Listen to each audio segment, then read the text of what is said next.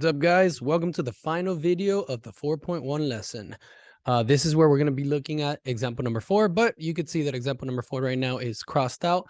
I do not like this problem. The numbers are too ugly. So yes, I'm going to skip it. I actually like to introduce you guys to the lessons with easier problems, and then we can tackle more challenging ones later on. All right, so we're actually going to be jumping onto the practice problem, which is on page 214. That's number 23. We'll be doing number 23, number 24, and number 26 together. As always, I'm recommending you guys to stop this as much as possible. Try to do as much as you can without me, and then just play the video just to check your work or for a little assistance. All right, let's get to it. Lydia wants to purchase guitar lessons. She sees a sign that gives the prices for 7 guitar lessons and 11 guitar lessons. Write a linear equation to find the total cost, C, for D lessons. Okay, so we're going to be using, I need to take note of these variables because we should use them at the end, okay? How would you answer this question? Okay, my brain right now is telling me that we need to think about creating mx plus c. We need to think about creating this right here. And my brain tells me that we have 2 points given to us. We have this point right here given to us and this point right here given to us. And if you're wondering how that is given to us as points, is you can take the number of lessons as your x value. So 7 lessons will cost you $82 and 11 lessons will cost you $122. All right. So remember that we need a point, an x and a y. We need the rate of change. So how much is each lesson? Are you able to find out the rate of change in a different way than the one that I'm going to do right now? Yes, you guys are able to do that. Now, if you're wondering, how can I? You keep saying that we can do this the common sense way. How is that possible? How can I use common sense to find out slope or rate of change? Well, look at this right now. We know that 7 classes is going to cost 82. We know that 11 classes will cost 122. So what you're trying to figure out is what skip jumping number, what do we keep adding by? So when we get to the 11th one, we get to 122. Okay. I'm not going to do that. I'm just going to go because that's kind of like a guess and check. And sometimes we work with very annoying numbers and decimal numbers that can make this very difficult. So the best way to do this is just use the slope formula. Go ahead and call this your x1, y1 and x2, y2. And that's exactly what I'm going to do right now. I'm going to grab this and set it. Let me just set it right here to the side. And let me go ahead and do my y2, which is my 122, subtracted with the y value of 82. And then y or x1 of 11 minus 7. All right, so what is that going to give us? The 122, when we take 82 from that, should give us 40. 40. Sounds right. And then 11 minus 7, 7, 8, 9, 10, 11. So that's 4. All right.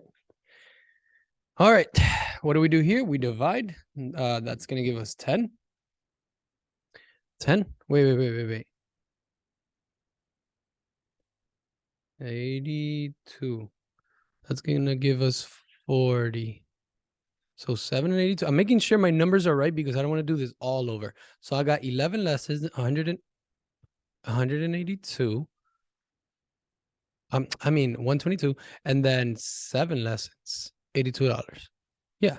Okay. So far, so good. 122 plus 82. That gives me 40. And then the 11 minus 7. That gives me 4. That gives me $10 going up. Is that right? Does that make sense? So if I'm at 7 and I'm at 82 and I add 10, that's going to put me at 92 plus 10 more. That's going to put me at 102 plus 10 more. That's going to put me at, will it give me? So 112, 122. So yeah, that will give me there. All right. Something my brain is telling me that I might have made a mistake somewhere, but I don't think so. So I'm just going to keep going. I feel like this is fine. Thing is that I've been working in the future lessons, so I have a lot of numbers and a lot of videos that I've recently recorded. So I'm like, wait, is this what I did before? All right, so now we're at the part where we go ahead and choose one of these points that we talked about before, the 782 or the 11 with 122. Choose one of those. I like choosing easier numbers, so I'll go ahead and choose the number, the first point right here, which has a y value of 82. We found out to be a slope of 10 times an x value of 7, then plus b. So we are looking for our b value right now. Okay, let's see what we get here. We got 70. We want to take 70 to the other side by subtraction. What is this going to leave us with? That's going to leave us with 12. Okay, so what do I have? My final equation should look like this. Y is equal to my $10 increments of per class, x plus 12. Let's see what we got going on here. Oh yeah, there it is. Okay, so I'm good. The only thing that changes is what I told you guys at the beginning, that they want the total cost to be the letter C. So the total cost is going to be $10 per lesson. So $10 per lesson plus $12. And you can tell that this is going to be an initial cost, like a sign-up fee. Okay, because that's pretty much what you start with, and it doesn't repeat. All right, moving on. Yeah. Okay, try to pause this one and do it on your own. Let's see what we get. The population of Laredo, Texas was about 215,500 in 2007. It was about 123,000 in 1990. If we assume that the population growth is constant tells us that, hey, follow the slope idea.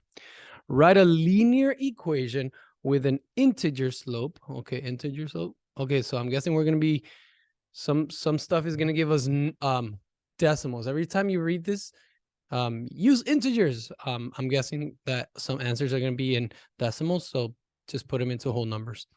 And integer slope to represent P, Laredo's population, in T years after 1990. Oh, okay. So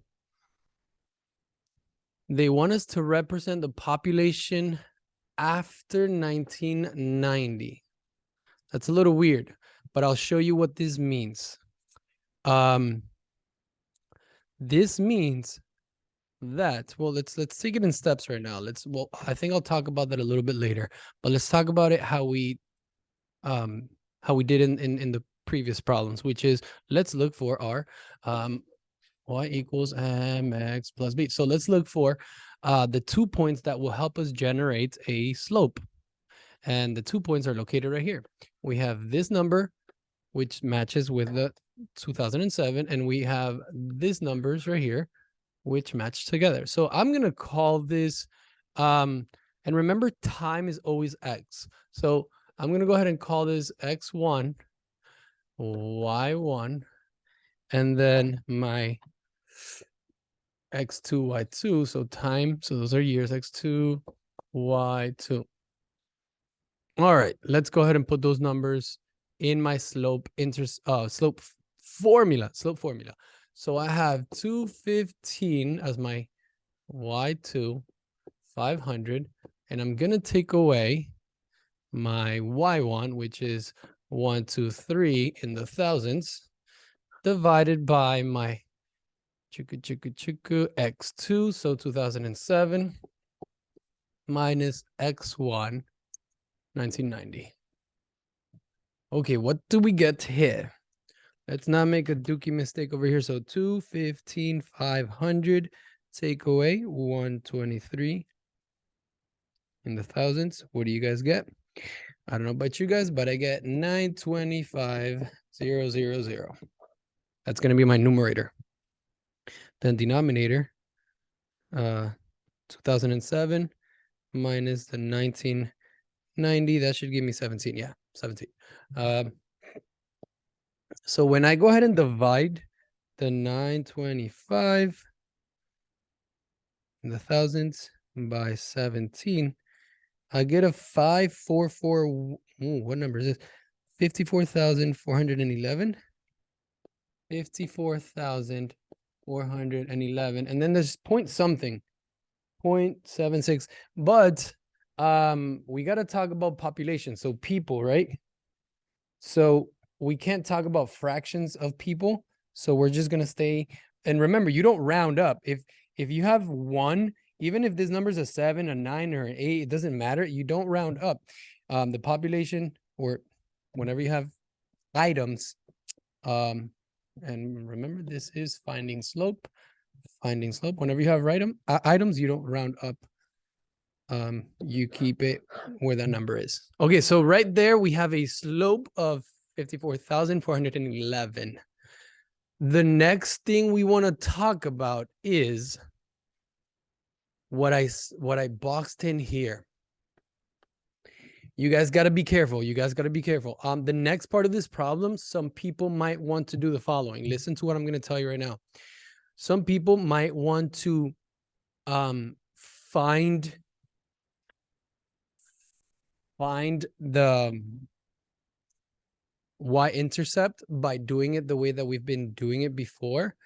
And the truth is that the y-intercept, that the way that we locate the y-intercept right now is given to us here. And let me explain to you how that makes sense. I'm going to make a little quick graph. They want the population, and this is going to be years. So they want the population after the year 1990. So 1990 is going to be our start. So 91, 92, 93, 94, 95, 96, 97, 98, 99, like that. That is what they want us to do. They want us to give that, like that's considered that our starting number. So if this is our starting number, like the year is 1990, what is the population in 1990?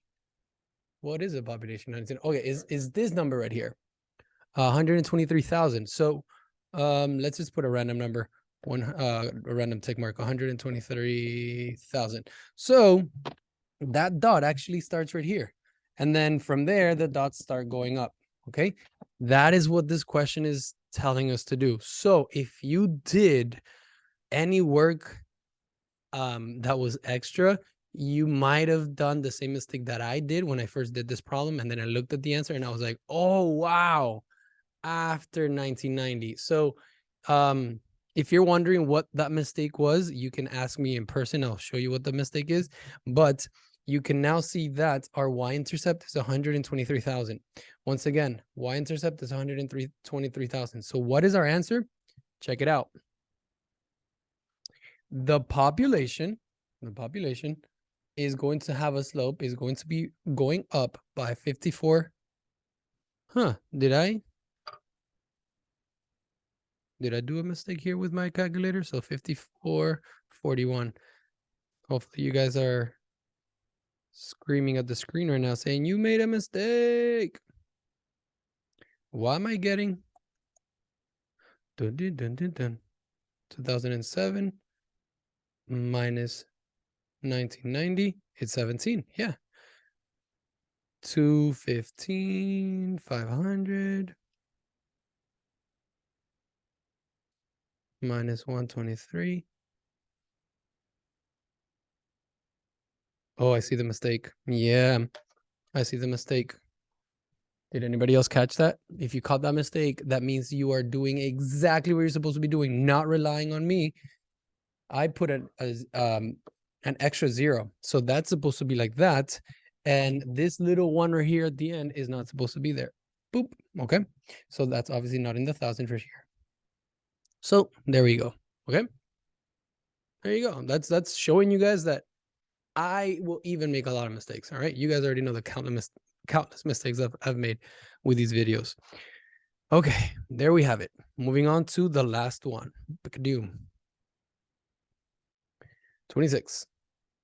Natalia and her friends held a bake sale to benefit a local charity. The friends sold 15 cakes on the first day and 22 cakes on the second day. You know what? I'm just going to already mark that down. So on the first day, so day 1, how many did they sell? 22 cakes. And let me, if I'm putting days, let me put cake. So day 1, 22 cakes.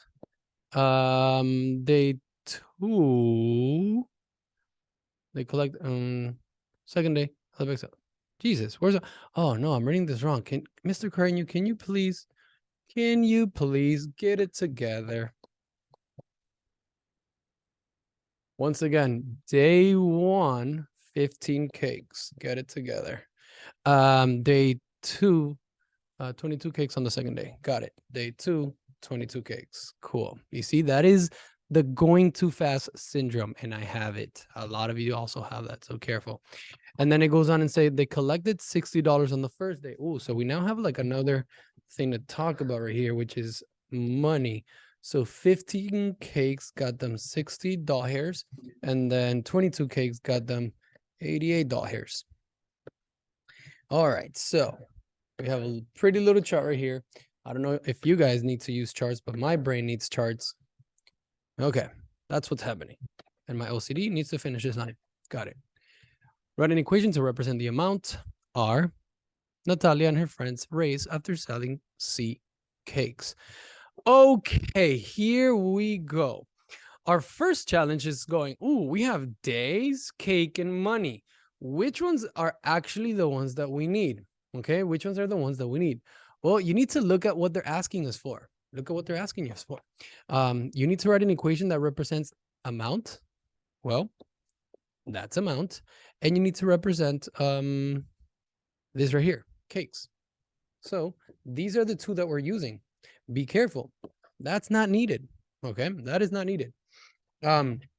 So here are the points that you can say. $15, or I'm sorry, 15 cakes gets you $60. And 22 cakes gets you $88.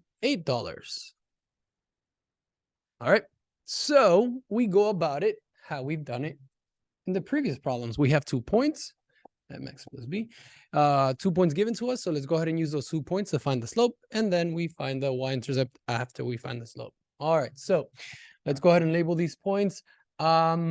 I'm going to do this strategically. I want to go ahead and grab 88 and take away 60 from it. So I'll go ahead and call this my y2. That's going to be y1.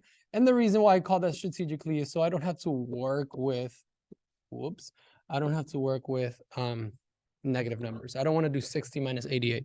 All right, so I did 88 minus 60, and now 22 minus 15. All right, so we got 88 minus 60. That's going to give us 28.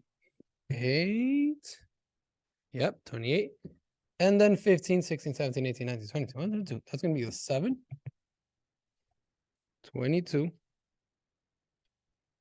7. Gotcha. The division here, we're going to have 28. Oh, 28 divided by 7, that's 3. Yep. No, it's not. 4. Good afternoon, Jaguar family. There it is. Thank you for a wonderful- All right. So what do we got here? We have points to work with. We have X's and Y's to work with. And we have, let's do this, X, Y, X, Y. And we have a slope to work with. All right, so here we go. That means we can go ahead and put these numbers in here and find the, oh my God, we have announcements going on. So I'm trying to talk, try to look at the numbers and stay focused. All right, there it is. So let's go ahead and choose what numbers are easy to work with. Let's go ahead and choose a 15 and 60. It's 15 and 60. So my Y value right now is going to be 60 equals to slope of 4 times 60 plus B. What you got right here. All right, so we got 60. 4 times 6 is 24. 6 times 4 is 24, so that's 240 plus B. What do we got?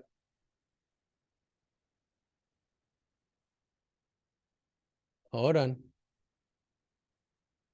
Hold on. Yes. Oh my God, guys, I'm so sorry. Can you see what I'm doing? Can you see what I'm doing, guys? That's not supposed to be 60. That's not supposed to be 60. The number that I'm working with is 15 right now. I'm so sorry. I'm so sorry.